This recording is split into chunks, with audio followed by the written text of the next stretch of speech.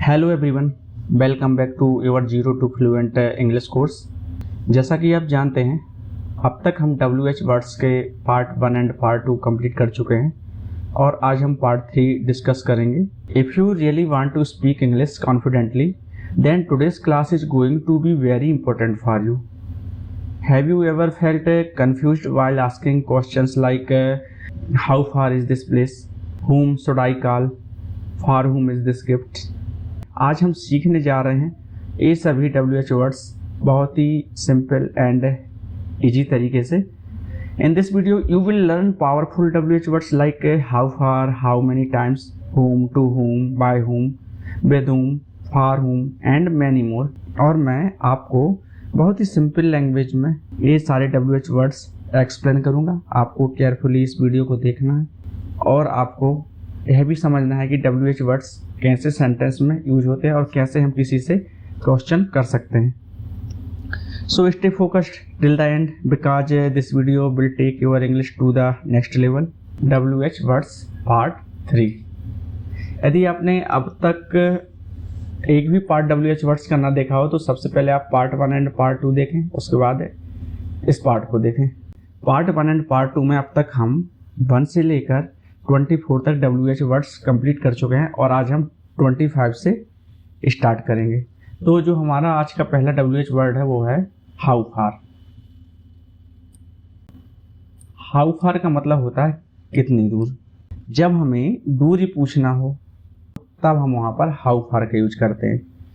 यहाँ पर आप देख सकते हैं फार, जो ये फार है इसका मतलब होता है दूरी। मैं आपके लिए कुछ एग्जाम्पल दूँ, जैसे कि हम बोल सकते हैं तुम्हारा कॉलेज घर से कितनी दूर है, तब हम बोलेंगे how far is your college from your home. या फिर हम बोल सकते हैं यहाँ से मंदिर कितनी दूर है, how far is the temple from here. तो इस तरीके से हमको हाउ फार का यूज करना है। यहाँ पर कुछ सेंटेंस हैं, उनको देख लेते हैं। How far is the market from here, यहाँ से बाजार कितनी दूर है। How far is your school from your house, तुम्हारा स्कूल तुम्हारे घर से कितनी दूर है। जब आपसे कोई क्वेश्चन करे how far is your school from your house, तो आप आंसर देंगे my school is 2 kilometre far from my house. इस तरीके से आप आंसर भी दे सकते हैं। How far is the railway station, railway station कितनी दूर है। How far can you run without stopping, how far can you run without stopping, तुम बिना रुके कितनी दूर दौड़ सकते हो। How far is Delhi from Bhopal, Bhopal से दिल्ली कितनी दूर है। तो इस तरीके से जब हमें कभी भी किसी पर्सन से डिस्टेंस के बारे में जानना हो तब हम वहाँ पर हाउ फार का यूज करते हैं।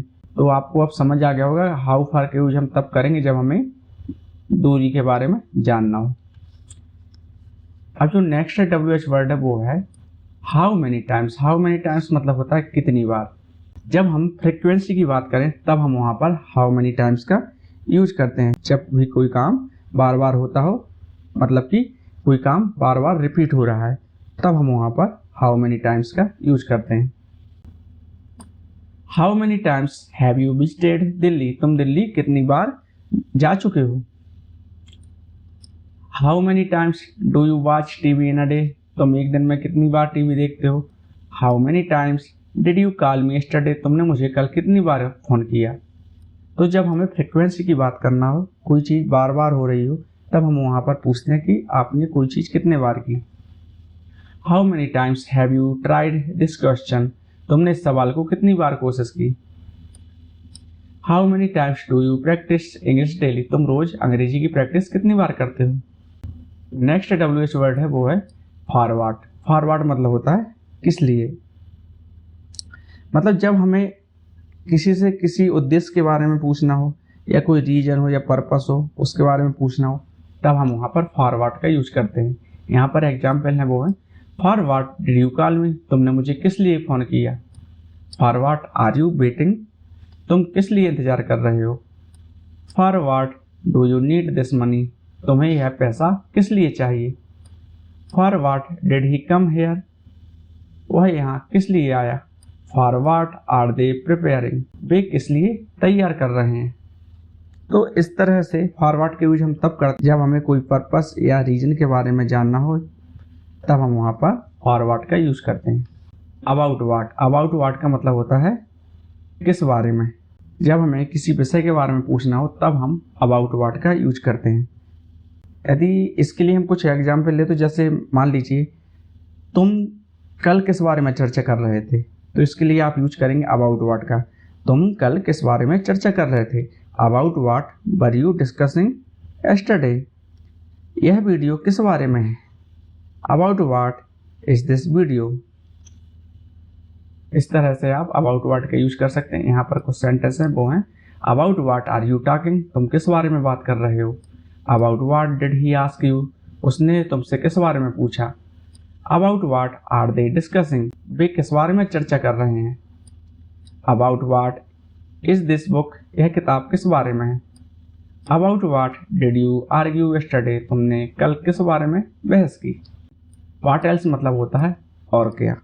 जब हमें एक्स्ट्रा इन्फॉर्मेशन पूछना हो तब हम वहाँ पर व्हाट एल्स का यूज करते हैं। व्हाट एल्स का मतलब होता है और क्या, या हम बोल सकते हैं इसके अलावा और क्या।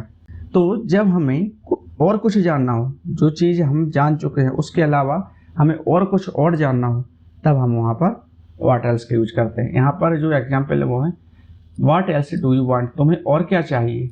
What else can I do for you, मैं तुम्हारे लिए और क्या कर सकता हूँ।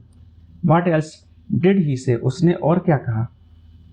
What else should we learn today, हमें आज और क्या सीखना चाहिए। What else do you need, तुम्हें और क्या चाहिए। नेक्स्ट WH वर्ड है वो है, अब जो नेक्स्ट WH वर्ड है वो है whom। whom का मतलब होता है किसे। whom का यूज हम ऑब्जेक्ट के लिए करते हैं, मतलब कि जिस पर एक्शन होता है। अभी आपको कुछ एग्जाम्पल दिए जाएंगे, उससे आपको क्लियर हो जाएगा। whom did you call yesterday, तुमने कल किससे फ़ोन किया। whom did you meet in the market, तुम बाजार में किससे मिले। whom do you trust the most, तुम सबसे ज़्यादा किस पर भरोसा करते हो। whom did the teacher punish, शिक्षक ने किसे सजा दी। whom are you waiting for, तुम किसका इंतजार कर रहे हो। इस तरह से हम whom का यूज कर सकते हैं। to whom का मतलब होता है किसको। जब कुछ दिया जाए या किसी को कुछ भेजा जाए तब हम वहाँ पर टू whom का यूज करते हैं। यहाँ पर एग्जाम्पल देखते हैं। To whom did you give the book, तुमने किताब किसको दी। To whom should I send this message, मुझे यह संदेश किसको भेजने चाहिए।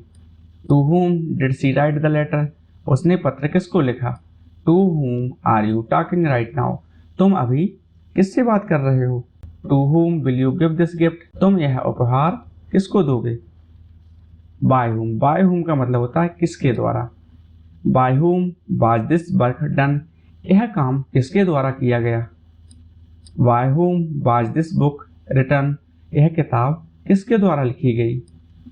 Bye whom was the window broken, खिड़की किसके द्वारा तोड़ी गई। By whom was this building built, यह इमारत किसके द्वारा बनाई गई।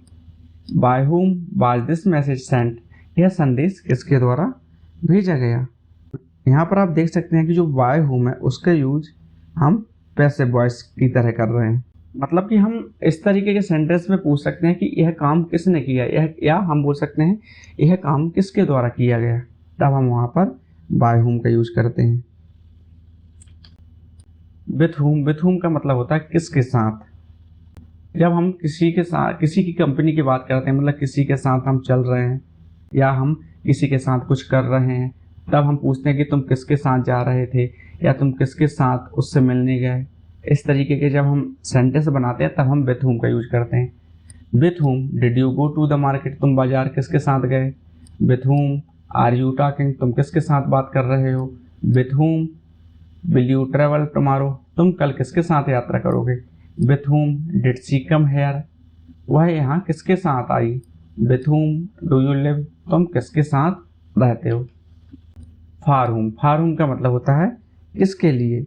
जब हमें किसी से पूछना है कि तुमने यह काम किसके लिए किया या तुमने उसका सपोर्ट किसके लिए किया, ऐसी स्थिति में हम फॉर whom का यूज करते हैं। For whom did you buy this gift, तुमने यह उपहार किसके लिए खरीदा। For whom are you waiting, तुम किसके लिए इंतजार कर रहे हो। For whom is this seat reserved, यह सीट किसके लिए आरक्षित है। For whom did he cook the food, उसने खाना किसके लिए बनाया। For whom is this message, यह संदेश किसके लिए है। अब हम बात करेंगे अबाउट whom। जब हमें किसी के बारे में कुछ जानना हो या हम किसी से पूछ रहे हो कि तुम किसके बारे में बात कर रहे हो या तुम किसके बारे में मुझसे पूछ रहे हो, इस तरीके के सेंटेंस बनाते समय, इस तरीके के क्वेश्चन पूछते समय हमको अबाउट whom का यूज करना है। About whom are you talking, तुम किसके बारे में बात कर रहे हो। About whom did he ask you, उसने तुमसे किसके बारे में पूछा। About whom is this story, यह कहानी किसके बारे में है। About whom are they discussing, वे किसके बारे में चर्चा कर रहे हैं। About whom did the teacher speak, शिक्षक ने किसके बारे में बात की। अगेंस्ट whom, अगेंस्ट whom का मतलब होता है किसके खिलाफ। जब हम किसी से पूछते हैं कि तुम किसके खिलाफ बोलना चाहते हो, या हम बोल सकते हैं तुम कल किसके खिलाफ उससे बात कर रहे थे। तो ऐसी स्थिति में जब सेंटेंस में किसके खिलाफ आए तब आपको वहां पे अगेंस्ट whom का यूज करना है। Against whom did he file the complaint, उसने किसके खिलाफ शिकायत दर्ज की। Against whom are they protesting, वे किसके खिलाफ विरोध कर रहे हैं।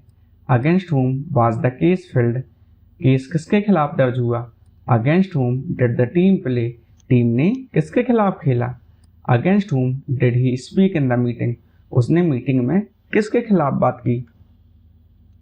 बिसाइड्स whom, बिसाइड्स whom का मतलब होता है किसके अलावा।